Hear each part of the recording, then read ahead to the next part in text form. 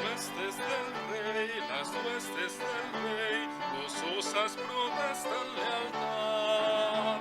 Aquel que sufrió y por ellos murió, mas vive por siempre en la eternidad, y un día por ellos vendrá. Honor y lealtad, honor y lealtad. Nosotros la ley del gran capitán daremos por siempre jamás. La senda del mal y el vicio fatal jamás nos podrán derrotar, pues Él con su diestra nos protegerá, confiando en Jesús nuestro augusto Rey, al malo podremos vencer. Honor y lealtad, honor y lealtad. Nosotros la ley del gran capitán daremosle siempre jamás. Pureza y virtud, amor fraternal, piedad al caído mortal, al cual vano y triste socorro prestar, de Cristo Jesús por doquier hablar, servir nuestro lema será. Honor y lealtad, honor y lealtad. Nosotros la ley del gran capitán daremosle siempre jamás. Al fin nuestro Rey del cielo vendrá, sus huestes arrebatará, y yendo en las nubes con Cristo el Señor, del Padre veremos la dulce paz, y allá reinaremos con Él. Honor y lealtad, honor y lealtad. Nosotros la ley del gran capitán daremosle siempre jamás.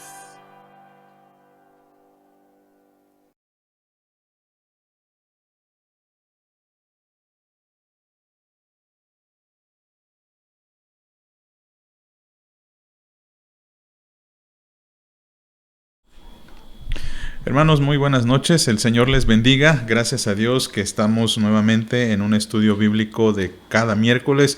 Y hermanos, pues cabe hacer la pequeña aclaración de que pues no estamos en vivo, evidentemente, esta es una grabación. Y la razón, hermanos, es que pues en estos momentos estamos haciendo algunas ocupaciones de carácter personal. El consistorio tuvo a bien el concederme este permiso. Y bueno, pues gracias a Dios que podemos dejar estos estudios grabados para que la iglesia se siga edificando. Ruego que estén orando por su servidor, por mi familia, porque pues es muy posible que en este momento estemos o viajando o quizá llegando de un largo viaje. Así que esperamos en el Señor que la iglesia pues pueda respaldar el ministerio del pastor. Hermanos, vamos a iniciar este estudio bíblico o este culto de estudio bíblico leyendo el Salmo 8 que nos invita a reconocer a ese Dios creador, a ese Dios que merece toda la gloria y la alabanza. Dice el texto bíblico, Salmo 8, versículos 1 al 9. Dice: Oh Jehová, Señor nuestro, cuán glorioso es tu nombre en toda la tierra. Has puesto tu gloria sobre los cielos.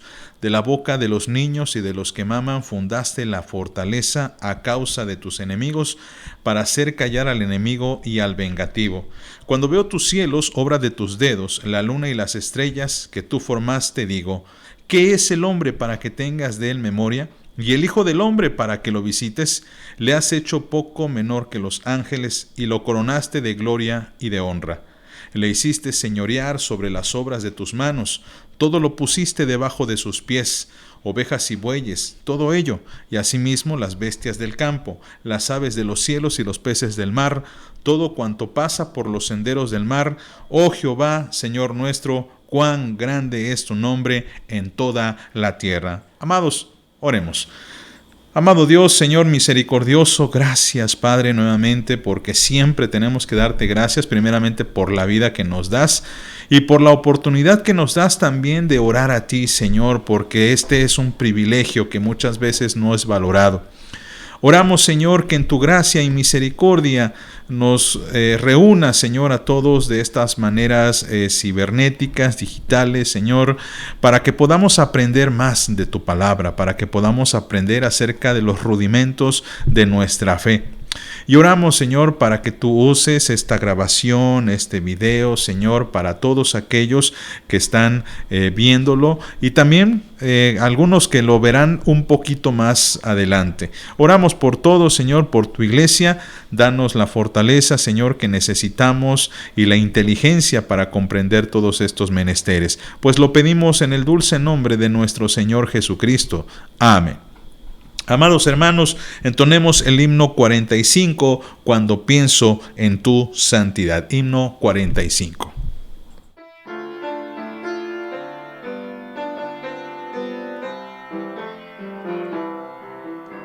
Cuando pienso en tu santidad, tu belleza puedo contemplar. Este mundo no es más que una sombra ante tu gran luz. Cuando encuentro el gozo de tu favor y mi voluntad descansa en tu amor, este mundo no es más que una sombra ante tu gran luz.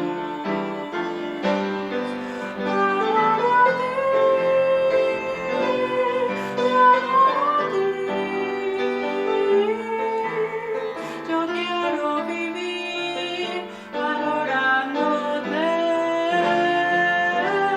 Te adoro a ti, te adoro a ti. Yo quiero vivir adorándote.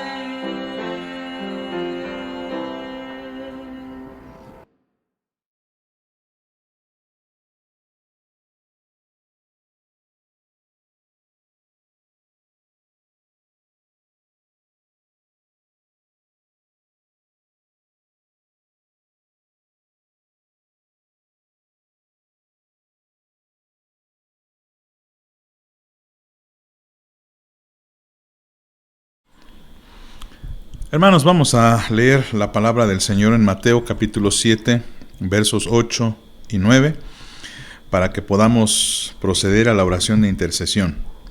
Mateo capítulo 7, versículos 8 y 9, que nos dice: porque todo aquel que pide, recibe, y el que busca, halla, y al que llama, se le abrirá. ¿Qué hombre hay de vosotros que si su hijo le pide pan, le dará una piedra? Hermanos, evidentemente el Señor, si nosotros le pedimos, es mucho mejor que nosotros, que dice el texto bíblico también. Si nosotros, siendo malos, sabemos dar buenas dádivas a nuestros hijos, cuánto más nuestro Padre Celestial.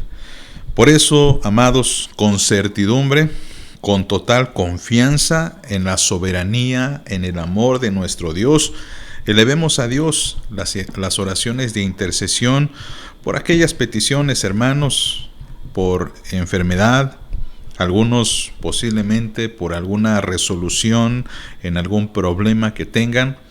Otros, pues por supuesto, están dando gracias a Dios por la provisión que han recibido. Y otros más, rogamos que proteja a nuestros hermanos, a nuestros familiares que están en medio de esta situación pandémica y que tristemente están en alto riesgo de contagiarse. Amados, vamos a orar. Señor amado, oramos, Padre, en el dulce nombre de Jesús, tal y como nos los enseñaste, tal y como nos mostraste también. Primeramente pedimos, Señor, que tu voluntad se haga en el cielo y en la tierra, y que tu reino se extienda cada día, Señor, y que alcance todos los rincones de la tierra. Que todos nosotros, Señor, podamos venir a tus pies y que el mundo cada vez esté más convencido de Jesucristo.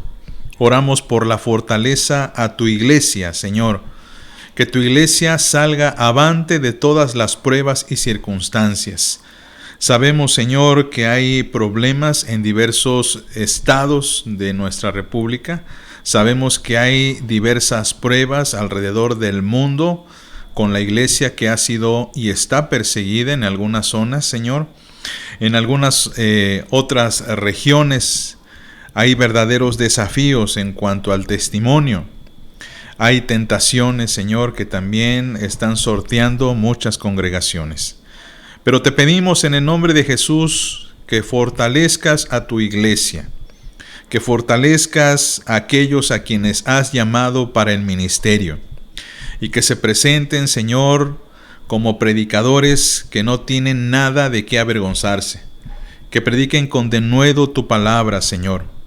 Oramos por nuestro país, por nuestra nación, por nuestros gobernantes.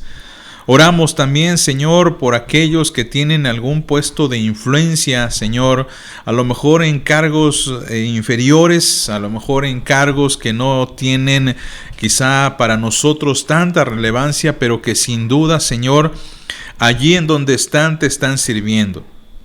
Padre, oramos por todos los ancianos, por todos los diáconos, Señor, de las diferentes iglesias, porque sabemos que se enfrentan a muchas situaciones, a muchas tentaciones. Oramos por nuestra amada iglesia, el Divino Salvador. Pedimos por su cuerpo de ancianos, por su consistorio. Oramos por cada uno de ellos. También pedimos, Señor, por sus familias, por sus provisiones, por su trabajo, Señor.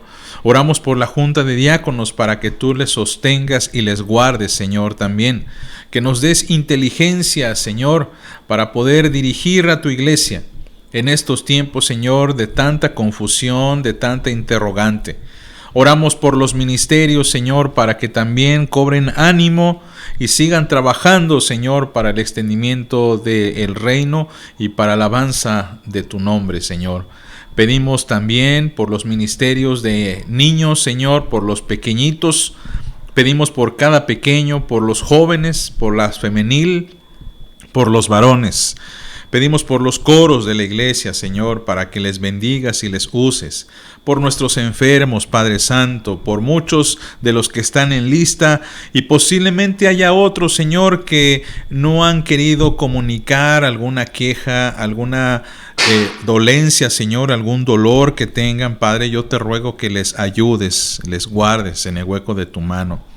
Mencionamos, Señor, nombres porque han pedido que oremos por ellos: nuestra hermana Lupita Nieves, Rufina Pale, Ada del Consuelo, Manuel Ortiz, Felipe Cabrera. También por Humberto Pérez, por Teresa Ortega, por María Emily y Luis Miguel Ojeda, Señor, por Ranulfo López, Elizabeth Velasco, Patti Sampieri, Marisa Rueda, Olguita Tenorio y Paula Córdoba. Señor, cada uno de nuestros hermanos que mencionamos, Señor, tiene diversas dolencias, quejas, Señor. Algunos están recuperando, pero otros están todavía con la expectativa de lo que va a ocurrir. Y rogamos, Señor, que primeramente uses estas enfermedades, estas dolencias para tu honra y para tu gloria. Que te manifiestes plenamente en cada uno de ellos, Señor, y que les guardes. También que guardes la vida de todos nuestros hermanos, médicos, enfermeras, personal de salud, de intendencia, directivos, gente de farmacia, de laboratorio, de asistencia en el aseo, Señor, mantenimiento. Cada persona que pisa un hospital, ruego, Señor, tu protección hacia ellos, para que no se contagien, Señor, para que no haya más vidas que lamentar. Oramos también por aquellas personas que requieren de sabiduría para que tomen decisiones, Señor, de acuerdo a tu voluntad, de acuerdo a tu corazón. Por Josué López, Señor, te rogamos que le sigas redarguyendo en su corazón, su familia, Alejandra Cortés y Víctor Espinosa, para que vengan a los pies de Jesucristo, Señor. Por la vida te pedimos también de Rogelio Pérez Díaz Ordaz, para que le proveas de un trabajo, del doctor Sergio Gómez Dorantes, para que le proveas, Señor, de aliento en esta situación que él está presentando, Señor, con pacientes que necesitan tratamiento. Dale sabiduría, Señor, para proceder. Por la familia Hernández Segovia, por Keila Hernández, Señor, te pedimos también por Graciano Salas Pérez, para que le protejas, por Rafael Palacios Méndez, para que le proveas, Señor, de un trabajo, Padre, Edith Velázquez, Marta Ignacia, David Hernández Barrera, Señor, y por Ernestina Payares, Señor. Pedimos que les proveas todo cuanto necesiten, que les consueles en cada una de sus dolencias si es que las sufren, y que, Padre, en todo tú sigas dirigiendo a tu iglesia. Señor, gracias por tu provisión, por tu amor y misericordia. Oramos, Señor, que tú nos guardes, nos bendigas, nos uses, Señor, y sigas extendiendo tu palabra, Padre, porque anhelamos escucharte, anhelamos tanto conocerte más, anhelamos ser verdaderos discípulos tuyos, Señor. Anhelamos ser siervos que no tienen de qué avergonzarse, Señor. Bendice a tu iglesia, usa a tu iglesia, Señor, fortalécela. Gracias, Padre, porque sabemos que nos estás escuchando y tú concederás aquello que pedimos de acuerdo a tu voluntad. A ti sea la honra y la gloria por siempre, en Jesucristo. Amén. Amados hermanos, pues gracias al Señor, estamos orando de acuerdo a su voluntad, no de acuerdo a la nuestra. Y vamos a entonar, amados, para pues celebrar esta comunión con el Señor y también para introducirnos a nuestro estudio posterior, el himno 331, Si hay valor y fe, y el himno 634, Que no caiga la fe.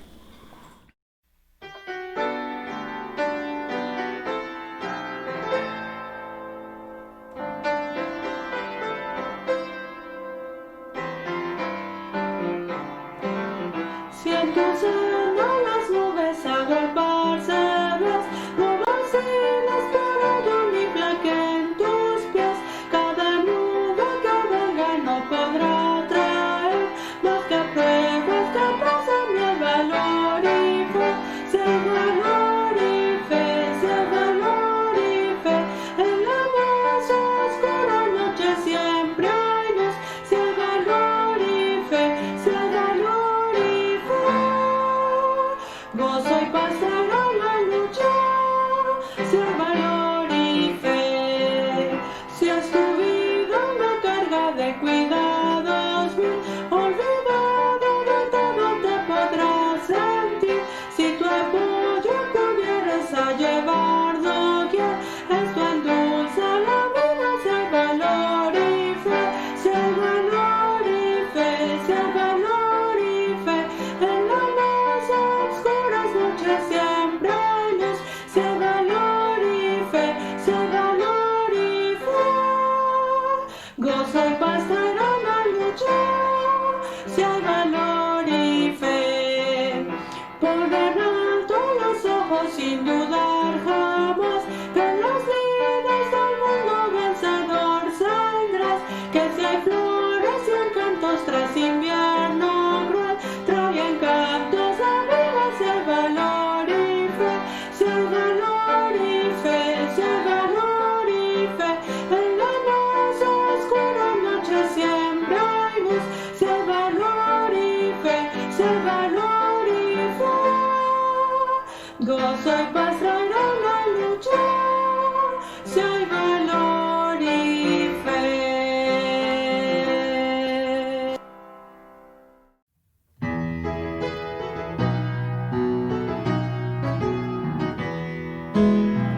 Que no caiga la fe, que no caiga la esperanza, que no caiga la fe, que no caiga la esperanza, que no caiga la fe, mi hermano, que no caiga la fe, mi hermana, que no caiga la fe, que no caiga la esperanza.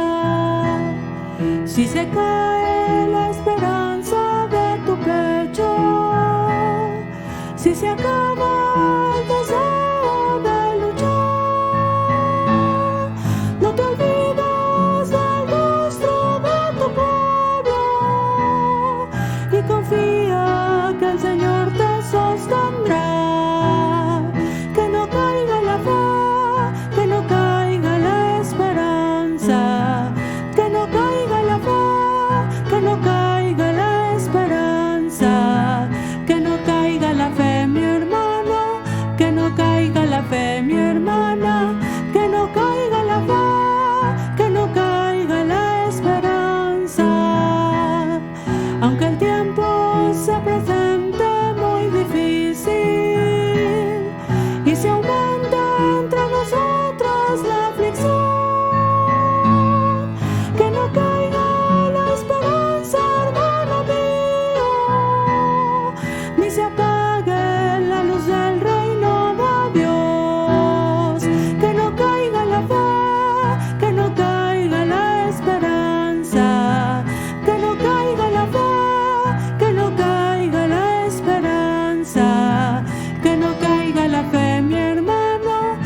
no caiga la fe, mi hermana, que no caiga la fe, que no caiga la esperanza.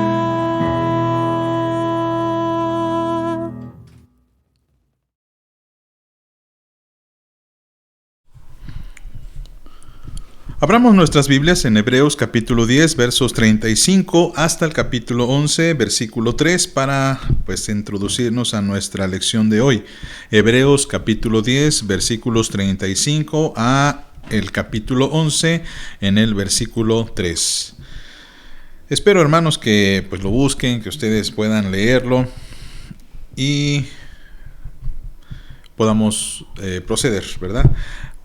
Lo leemos, mis amados. Hebreos 10, 35 al 11, capítulo 3. Dice: no perdáis, pues, vuestra confianza, que tiene grande galardón, porque os es necesaria la paciencia, para que, habiendo hecho la voluntad de Dios, obtengáis la promesa.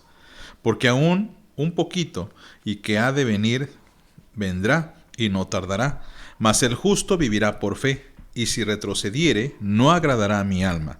Pero nosotros no somos de los que retroceden para perdición, sino de los que tienen fe para preservación del alma. Es pues la fe la certeza de lo que se espera, la convicción de lo que no se ve, porque por ella alcanzaron buen testimonio los antiguos. Por la fe entendemos haber sido constituido el universo por la palabra de Dios, de modo que lo que se ve fue hecho de lo que no se veía. Hermanos, vamos a proceder a lo que es el estudio de esta noche, recordando un poquito lo que vimos la semana pasada con respecto al tema de la conversión. Y dijimos que la conversión implicaba una fe verdadera. Y esto lo íbamos a analizar el día de hoy. Acerca de la fe verdadera, vamos a despojar por un momento este término de verdadero para quedarnos solamente con el concepto fe.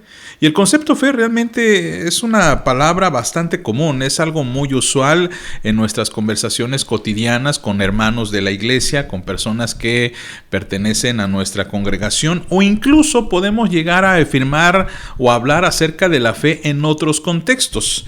Según el autor Gerald Niehaus, que nos ha dejado este texto, este libro en el cual estamos basando nuestro estudio durante todos los miércoles, hay 3 posibles referencias que se abarquen cuando hablamos de fe. Una de ellas es, por ejemplo, que cuando hablamos de fe, hablamos de un acto de creer, ¿no? Nosotros tenemos una fe, por ejemplo, en Dios, porque creemos en Dios. Pero también puede ser en lo que se cree.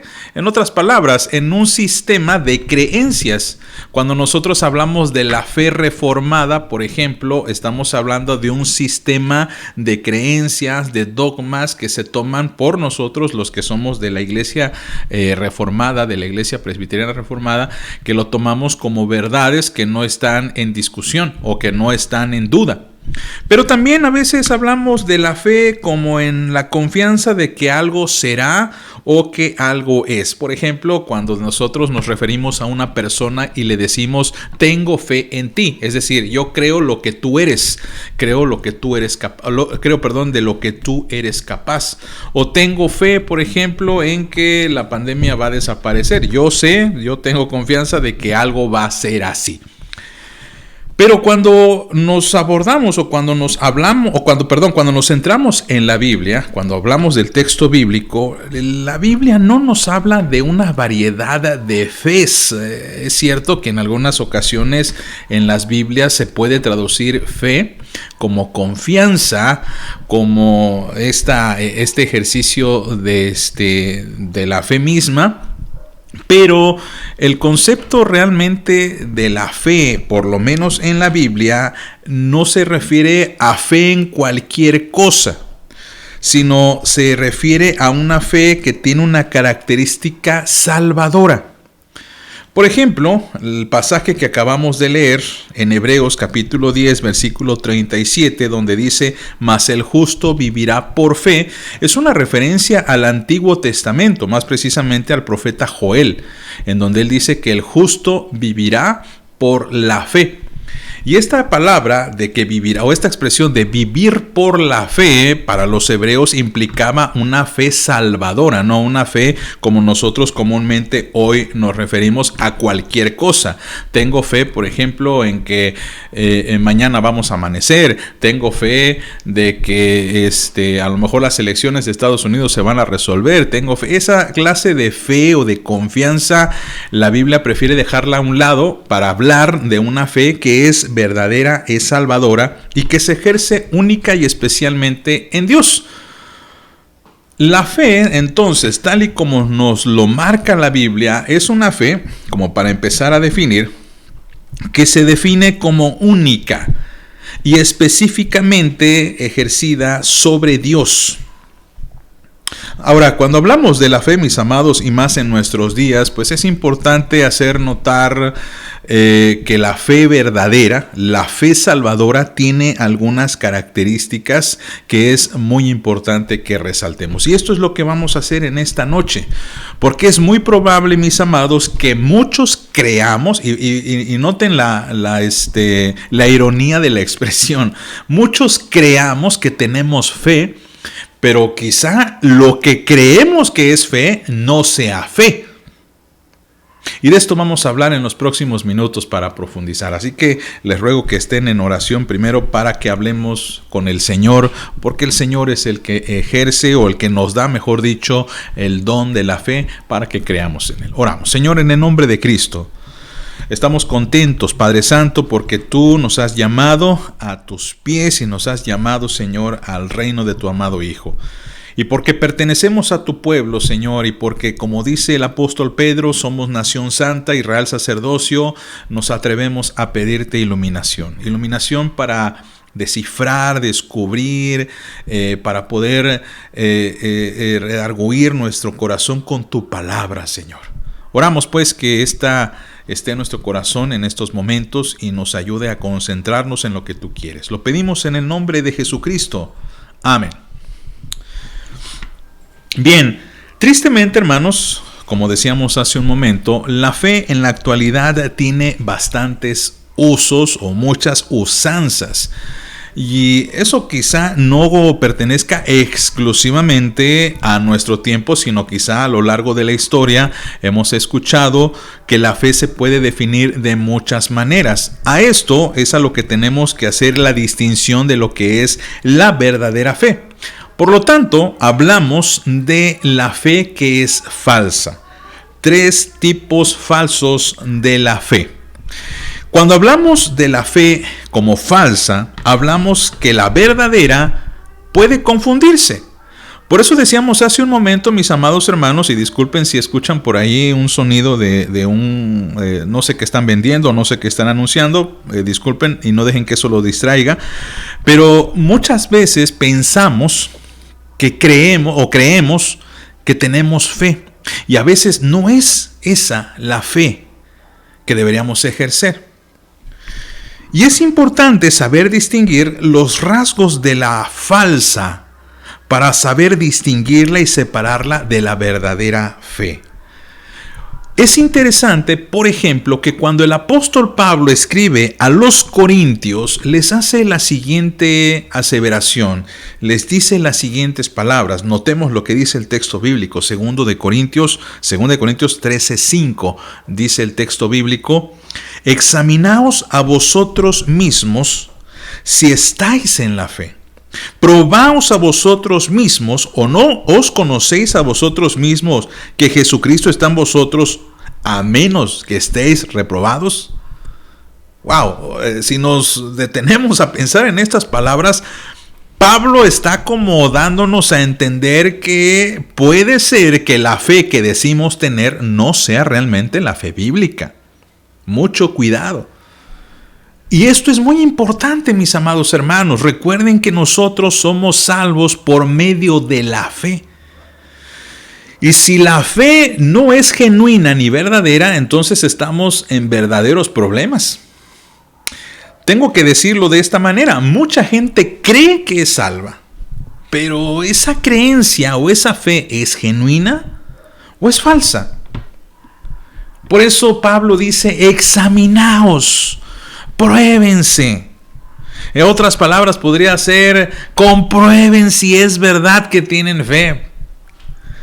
Porque puede ser que estemos reprobados.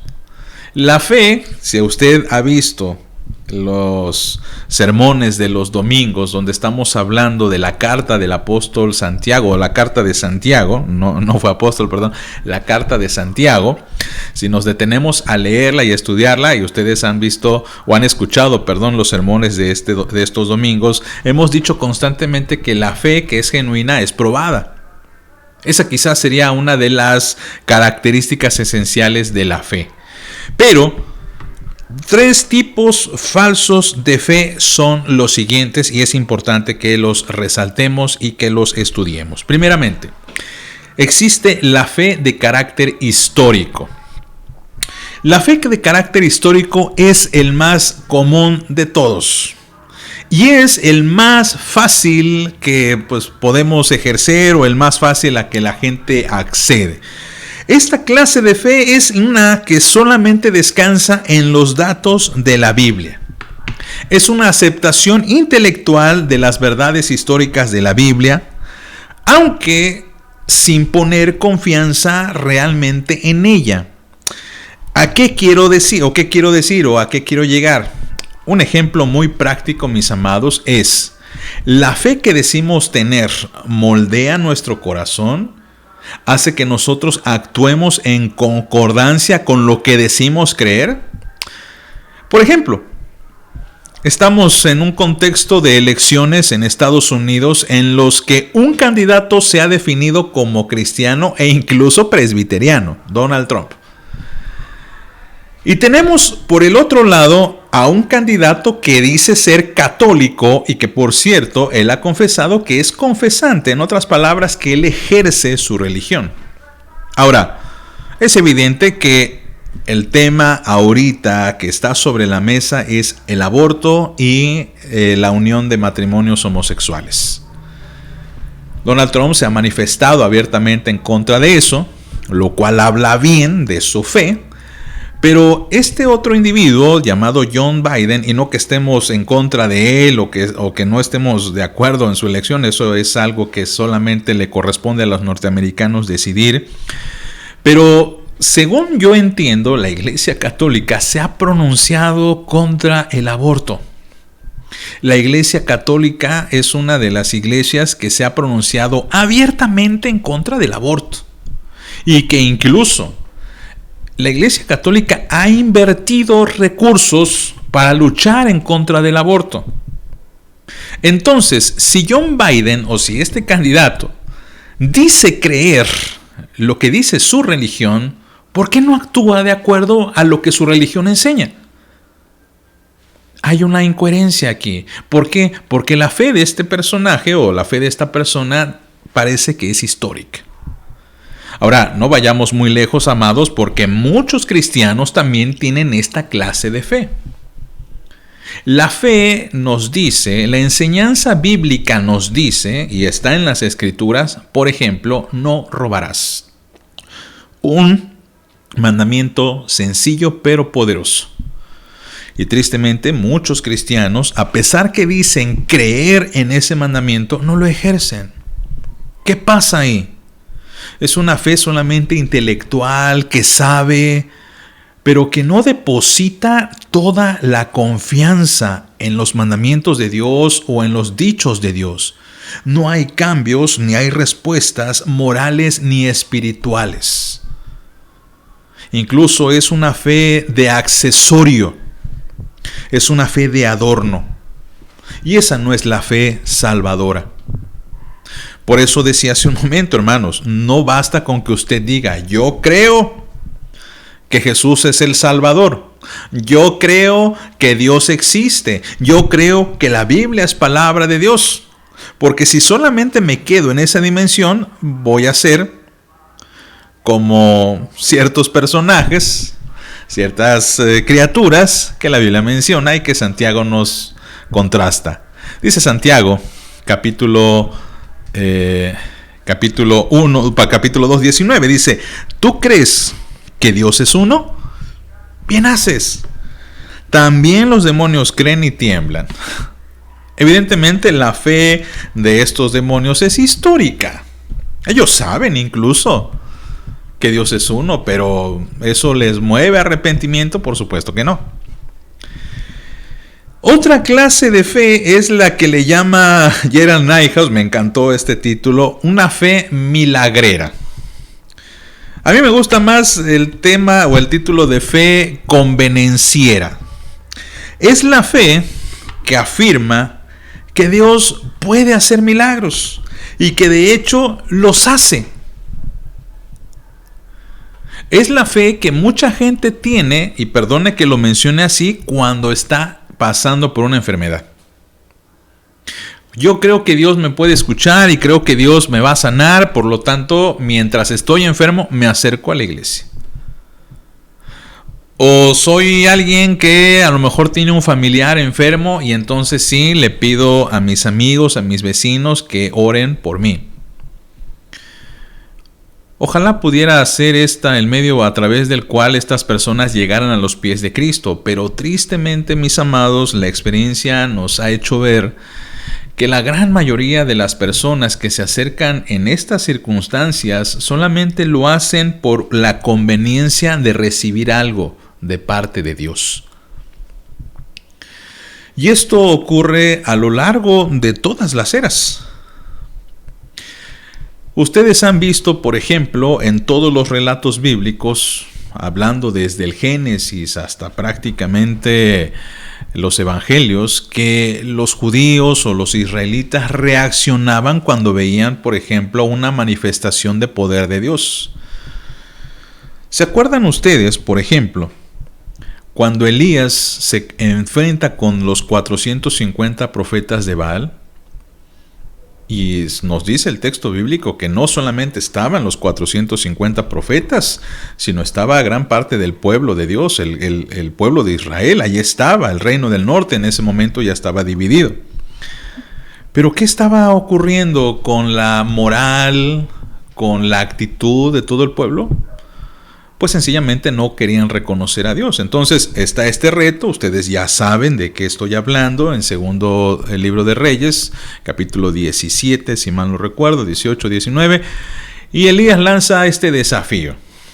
Y sucede que el profeta o los profetas de Baal hacen de todo, pero Baal nunca responde. Y entonces Dios responde, Dios envía un fuego, y entonces allí sí la gente se inclina y dice: ay, Jehová es el Dios, Jehová es el Dios, Jehová es el Dios. Es la gente que se hinca cuando hay un temblor.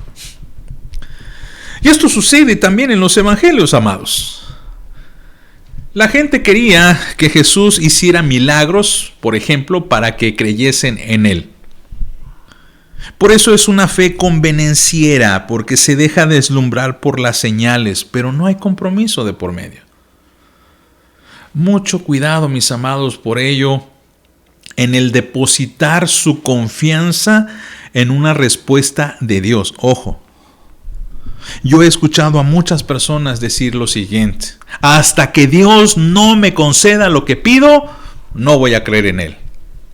Hasta que Dios no me sane de esta enfermedad, no voy a creer en Él. Hasta que Dios no me responda, no voy a creer en Él.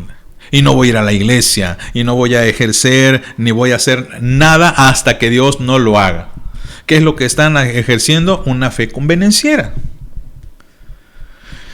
Me encanta el pasaje que estoy a punto de mostrarles, Juan capítulo 6, versículo 26, en el que Jesús, después de dar y de multiplicar los panes y dar de comer a 5,000 personas, dice en la Biblia que Él se retira y la gente lo está buscando. No saben dónde está el Señor.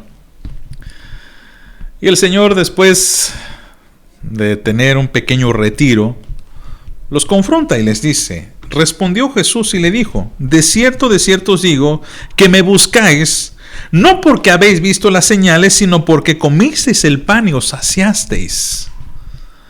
Es muy interesante. Lea usted todo el capítulo 6, y se va a dar cuenta de que Jesús hace un gran discurso en el que prácticamente les está diciendo: ustedes solamente me siguen por conveniencia, porque les conviene. y empieza a hablar acerca de que Él es el pan verdadero del cielo. Y llega a decir el Señor: si uno no come mi carne y no bebe mi sangre, no puede tener comunión conmigo. Y después de toda esta, o de todo este discurso, notemos la respuesta de la gente que lo buscaba. Dice el texto: al oírlas, muchos de sus discípulos dijeron: dura es esta palabra, ¿quién la puede oír? Y ya no estuvieron con él. Mucha gente, mis amados, sigue a Dios o ejerce una fe en Dios mientras Dios les conceda lo que quieran. Es una fe que incluso yo pudiera también retitular como una fe en el genio de la lámpara mágica. Y esa no es la fe que la Biblia quiere que el creyente tenga. La otra fe, que quizás se relaciona con las dos primeras, sería la fe temporal. O también podríamos llamarla como la fe emotiva o emocional. Es la fe provocada por un impulso, una emoción o un intenso deseo. Es esta fe de la gente que de repente se impulsa, ya sea por sus propios sentidos, ya sea por sus emociones, y que pues de repente se comprometen y quieren hacerlo todo, pero que no hay durabilidad en su corazón. La palabra no ha penetrado en su corazón y estas personas no pueden producir fruto porque son como la semilla que queda apenas por encimita de la tierra. Esta clase de fe es aquella que viene de un falso arrepentimiento en muchas ocasiones, en el que la gente se vuelve a Dios y dice: Señor, ahora sí me voy a portar bien. A veces sucede después de alguna situación de tragedia. Ahora sí me voy a portar bien, ahora sí me voy a alinear al Señor, ahora sí voy a hacer lo que Dios quiera, ahora sí voy a estar mejor. Pero es una fe temporal, es una fe emotiva. Es una fe que solamente se conmueve. Y esta es la fe que, por ejemplo, vemos en la entrada triunfal de Jesús a Jerusalén.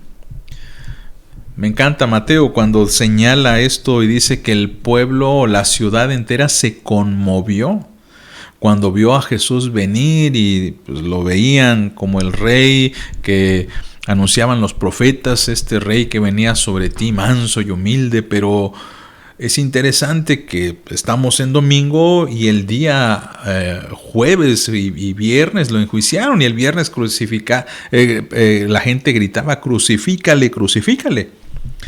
Es una fe que se desvanece, efímera, falsa. Dice el texto en 1 Timoteo 1, versículos 5 y 6, dice: pues el propósito de este mandamiento es el amor nacido de corazón limpio y de buena conciencia y de la fe no fingida, de las cuales cosas, desviándose algunos, se apartaron a vana palabrería. Es una fe emotiva que no tiene raíz. Ahora, estas tres clases de fe no son para nada la fe bíblica que debe prevalecer en nosotros, la fe salvadora. Y tristemente, amados, en la iglesia del Señor, y cuando hablo de la iglesia del Señor me refiero a toda la iglesia universal, hay mucho de esto. Hay muchos creyentes que tienen fe histórica, hay muchos creyentes que tienen una fe, digamos, convenenciera, y hay otros que tienen esta fe temporal o emotiva. La fe verdadera, la fe salvadora, tiene una característica o tiene algunas características muy especiales. Pero primero tendríamos que definir en qué consiste.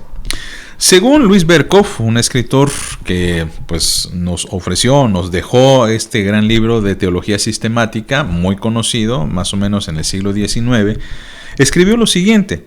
Él dice que la fe salvadora es una convicción segura, obrada en el corazón por el Espíritu Santo, de la verdad del Evangelio y una confianza de corazón en las promesas de Dios en Cristo. Ahora, esto suena pues muy bien y muy bello. Pero tenemos que ser muy directos en cuanto a que la fe, más que ser, digamos, un enunciado para que comprendamos, tiene que ser también un enunciado que nosotros podamos ejercer. En otras palabras, la fe es práctica. Y la fe verdadera, la fe salvadora, se determina por dos aspectos: su objeto y su contenido. La fe salvadora tiene como objeto a Cristo. Nosotros tenemos una fe cristocéntrica. Si nosotros nos vamos con la fe, por ejemplo, convenenciera, ¿cuál es su centro? Yo. Porque lo que a mí me conviene es que Dios me conceda lo que yo quiero. Y ya no es cristocéntrica, sino antropocéntrica. Mi objeto es mi propia satisfacción para la fe convenenciera o para la fe milagrera. No es la gloria de Dios, no es la voluntad de Dios, no es Cristo, es uno mismo. Para la fe histórica, ¿cuál es el objeto? Pues, por ejemplo, el intelecto. Pero el intelecto en el sentido de que solamente lo asumo como una información, sin que esto tenga mayor eco. La fe salvadora es una fe que fija su mirada en Jesucristo. Y mirar la mirada o poner la mirada en Jesucristo quiere decir en su palabra, que es la Biblia, en su obra, la redentora, y en su persona, como Salvador, como Rey, como Dios. No podemos, mis amados hermanos, colocar otro objeto aparte de Cristo. No podemos decir que creemos en Cristo y creemos, por ejemplo, en nosotros mismos. No podemos colocar ni siquiera a Cristo y por el otro lado a nuestros hermanos, porque ellos no son el objeto de nuestra fe. Porque un hermano puede fallar, el pastor puede fallar, puede equivocarse, pero Cristo jamás nos fallará. Ahora, como dijimos, mis amados, la fe tiene un objeto y también tiene un contenido. Y el contenido de la fe puede variar o tiene muchos elementos que pues, no tiene quizá mucho caso que analicemos cada uno, pero me parece que hay tres que son sumamente importantes y que vamos a analizar a continuación. Primero, y aquí parecería una pequeña contradicción, pero recordemos que la fe primero coloca su base en Jesucristo. Pero el primer aspecto de la fe salvadora es el aspecto o el elemento intelectual. A ver, pastor, me acabas de decir que no debemos tener una fe histórica. Entonces, ¿cómo es que tenemos que tener una fe intelectual? ¿Por qué decimos esto? Bien. Contrario a lo que se piensa, mis amados, la fe no es un ejercicio de confianza ciega. No es que nosotros creamos en Dios sin que podamos razonarlo. Es verdad que en algunas ocasiones, mis amados, no podemos comprender del todo la voluntad de Dios. Pero esto no significa que lo intentemos. Interesante. Dios no se enoja. Dios no se molesta y de hecho Dios invita que tratemos de descubrir los misterios de Dios. Obviamente, no que vengamos a lo mejor a la iglesia y digamos algo como, miren, yo ya sé cuándo será, por ejemplo, el día del juicio final. Y lo aseveremos. No. Dios quiere que estudiemos eso. Que nos preguntemos qué pasaría. Para que esto ayude a nuestra confianza en Jesucristo. En un ejercicio en el que se involucra el conocimiento y en el que se sabe lo que se cree. Primera de Pedro decía que nosotros debemos presentar defensa ante aquel que demande razón de lo que hay en nosotros, de lo que creemos. La fe tiene un aspecto intelectual, mis amados, porque la gente pregunta acerca de lo que creemos. Y nosotros tenemos que saber responder a aquellos que nos demandan razón de la esperanza que hay en nosotros. Por eso, mis amados, una fe que solamente se queda en una confianza ciega de que yo creo que Jesús es Dios. ¿Por qué? No sé, pero lo creo. Bueno, pero ¿por qué? No lo sé, pero yo así lo creo. Quizá una primera respuesta, una respuesta temprana, es aceptable. Me encanta cuando, por ejemplo, ¿se acuerdan aquel relato en Juan capítulo 1, donde Felipe encuentra a Natanael, si mal no recuerdo, y le dice, hemos encontrado a aquel de quien hablan las Escrituras? Y le responde, ¿de Nazaret puede salir algo bueno? Ven y ve. Yo no lo sé, pero ven y ve. Pero no se quedó con esa respuesta porque fue profundizando en su fe. Y esa es la idea del creyente. Si alguien le hace una pregunta, usted no debe quedarse con la duda. Posiblemente pueda responder en ese momento, ¿sabes qué? En este momento no lo sé. En este momento no estoy seguro, pero déjame investigar y te respondo. Hay muchos cristianos que a veces tienen esta idea de que el pastor lo sabe todo. Pero hermanos, en ocasiones estamos un poquito oxidados en algunos temas y de repente llega alguien y me dice, pastor, ¿qué significa el lapso o el aspecto supralapsariano de la salvación? Y yo me quedo, caray, a ver, permíteme, déjame recordar porque en este momento no me acuerdo o no lo sé. Pero la idea es que nosotros crezcamos en conocimiento a medida que pasa el tiempo. El tiempo, cierto, no da madurez, pero la madurez sí se debe adquirir a través del tiempo. No hay una fe salvadora sin que haya un entendimiento del mensaje bíblico. Y la pregunta debería ser para todos nosotros, ¿cómo estamos creciendo en nuestro conocimiento de Dios? ¿Cómo estamos creciendo en nuestra comprensión del Evangelio? Dice Pablo a los Colosenses capítulo 1 versículos 9 y 10, dice, por lo cual también nosotros desde el día que lo oímos no cesamos de orar por vosotros y de pedir que seáis llenos del conocimiento de su voluntad, en toda sabiduría e inteligencia espiritual, para que andéis como es digno del Señor, agradándole en todo, llevando fruto en toda buena obra y creciendo en el conocimiento de Dios. Si usted lee el versículo 3 o versículo 4, Pablo da gracias por la fe de los colosenses. Y esta fe crece porque crece el conocimiento de Dios. Por eso, mis amados, a veces esta pregunta que los apóstoles hacen y Jesús, ¿cómo les responde? Señor, aumentanos la fe. ¿Y cómo aumento la fe? Creo más. Me coloco en una verdadera convicción. ¿O cómo crezco en mi fe? Bien. ¿Se acuerdan cuál fue la respuesta de Jesús? Miren, si ustedes tuvieran fe como un grano de mostaza, dirían a este monte, muévete. Si se dan cuenta, Jesús no da una respuesta directa. Porque obviamente la pregunta de los apóstoles no es una buena pregunta en un sentido. La fe tiene que fortalecerse y tiene que crecer. Y una forma de crecer es el conocimiento.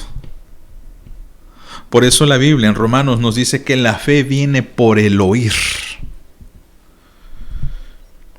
El otro aspecto, mis amados, y también esto va a parecer un poquito escandaloso, porque pareciera que hay algunas contradicciones con lo que acabamos de decir de esta fe, por ejemplo, emotiva, pero el segundo aspecto es el elemento emocional.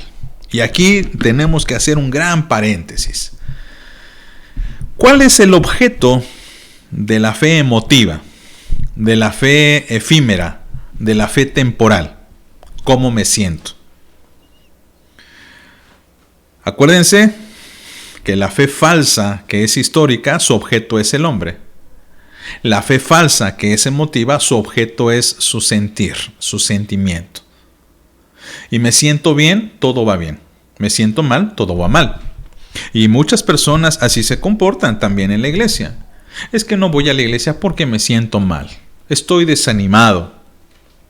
No quiero menospreciar los sentimientos de todos aquellos que sienten esto, pero la Biblia jamás nos dice que debemos ir a la iglesia, por ejemplo, si tenemos ganas, o si nos sentimos mal, o si nos sentimos bien. Nosotros deberíamos ir a la iglesia primero por una obediencia al Señor, porque creemos que es para nuestro bien. Esa es la fe verdadera. Estamos colocando el objeto que es Cristo, estamos escuchando la palabra de Cristo que nos dice ve.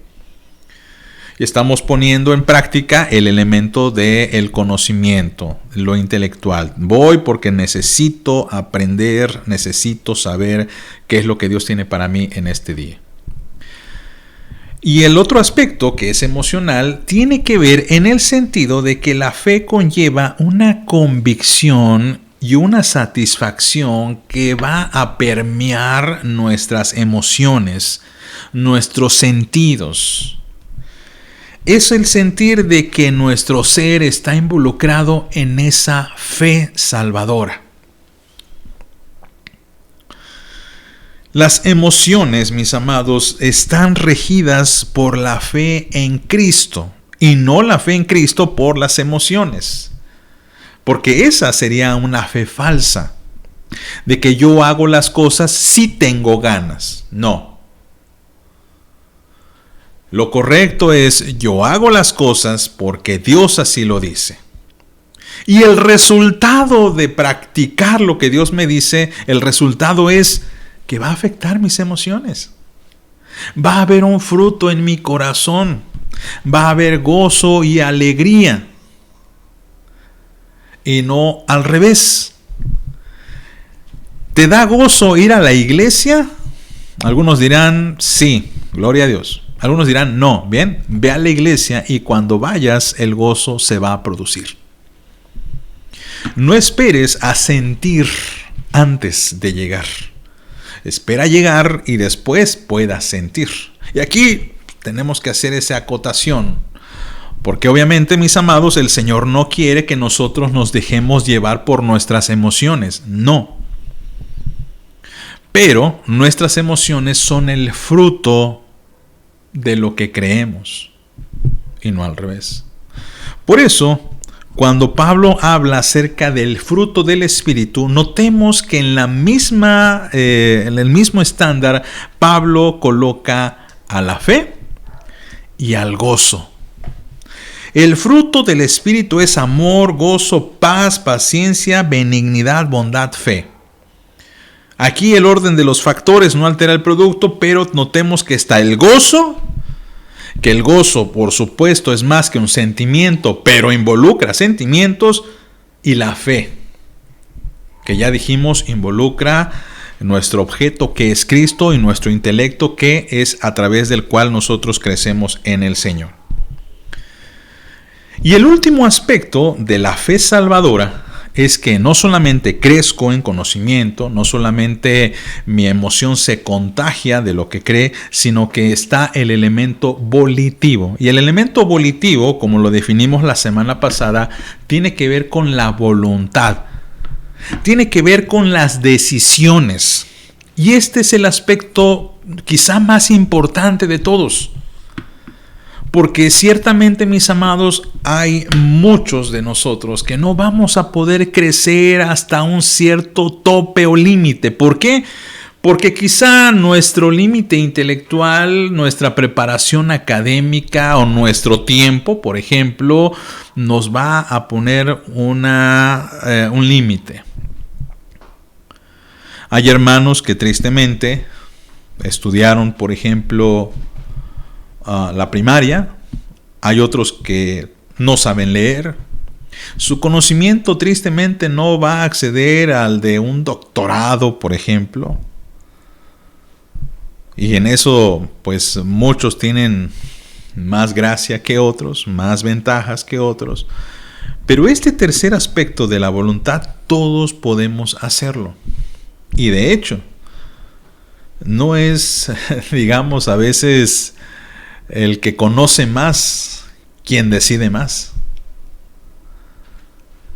La persona que cree decide. Toma determinaciones o resoluciones con base a su fe en Jesucristo. Es más que un ejercicio intelectual, porque no se queda allí. Muchos hermanos se quedan solamente en un aspecto intelectual. Voy a crecer en mi fe, voy a crecer en mi conocimiento, voy a leer este libro, escuchar esta predicación, escuchar a tal conferencista. Y es bueno para aumentar nuestro intelecto, para aumentar nuestro conocimiento, pero ¿qué hay del ejercicio de lo que hemos escuchado? La fe no se queda únicamente en la cabeza.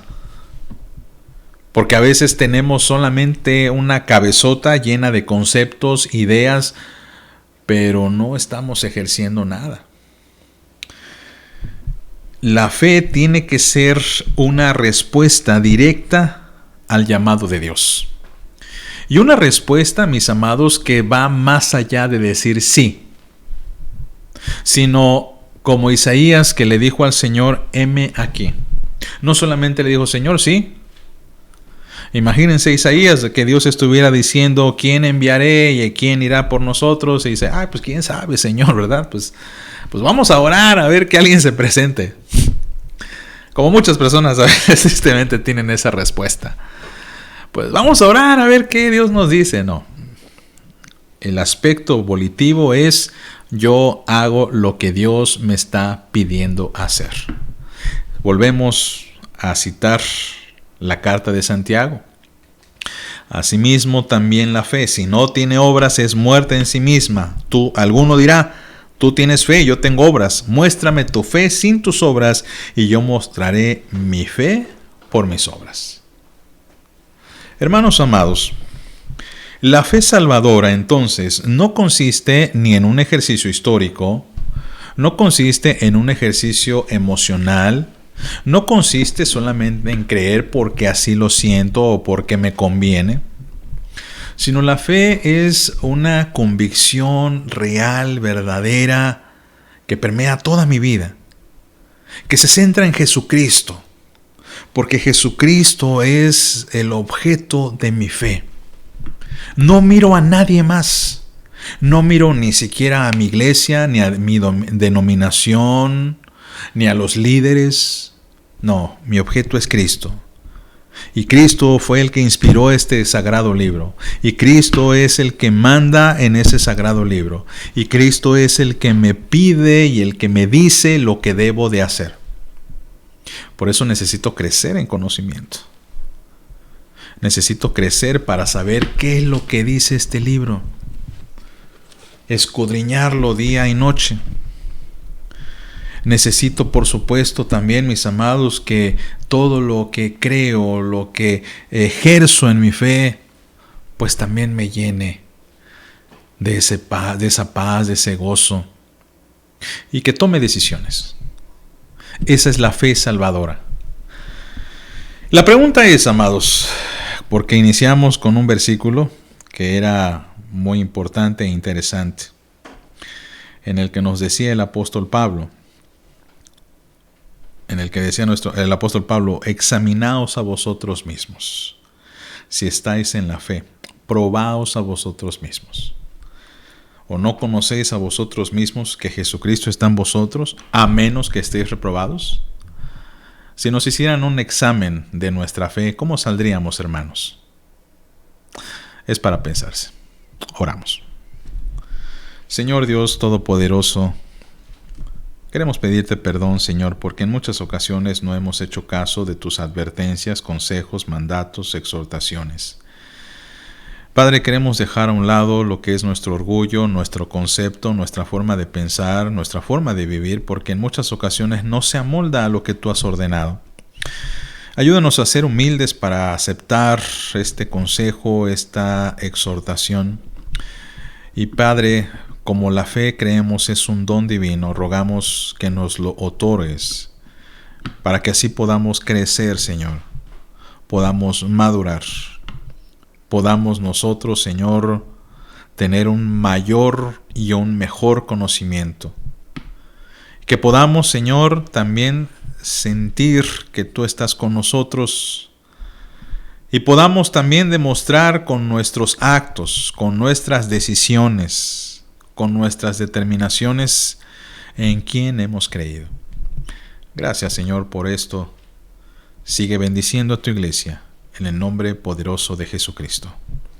Y ahora, mis amados hermanos, que la gracia de nuestro Señor y Salvador Jesucristo, el amor de Dios nuestro Padre, la comunión de su Santo y Divino Espíritu sean con ustedes, con sus familias y con todo el pueblo de Dios desde ahora y para siempre. Amén. Amados hermanos, pues solamente quiero dar 2 avisos para que todos estemos o estén en esta sintonía.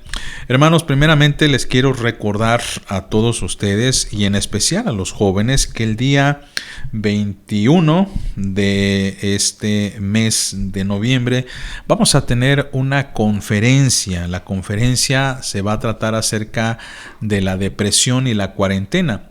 Va a estar dedicado en especial a los jóvenes, pero pueden participar todos nuestros hermanos que así lo deseen. Va a ser a través de la plataforma Zoom y queremos invitar también, por supuesto, a jóvenes de otras iglesias. Vamos a hacer extensa la invitación a todo nuestro presbiterio para que todos los jóvenes de nuestro presbiterio puedan conectarse a esa hora y pues puedan también intercambiar sus impresiones y preguntas. Aún así, hermanos, ustedes lo saben que esto se va a transmitir simultáneamente a través de la plataforma de YouTube. Entonces, espero que sea de bendición, sabemos que lo será. Nuestra hermana Janet Sánchez es quien estará impartiendo esta conferencia. Ruego que por favor puedan comunicar y hablar invitar a muchos jóvenes, porque pues muchos jóvenes a través de la pandemia o a consecuencia de esta han manifestado estas actitudes de depresión y bueno, queremos atender este sector de la iglesia. El día 28 de noviembre, mis amados, vamos a tener una reunión de ministerios. Esto es para los directivos y obviamente todos aquellos que decidan unirse. Va a ser una reunión a las 6 de la tarde. Todos los ministerios están invitados y de hecho pues queremos que estén, mis amados, porque se va a explicar el plan de trabajo para el año 2021. Sé que ya es temporada que estemos haciendo planificaciones, pero cómo hacer planificaciones en esta pandemia es lo que vamos a explicar el próximo sábado 28 de noviembre.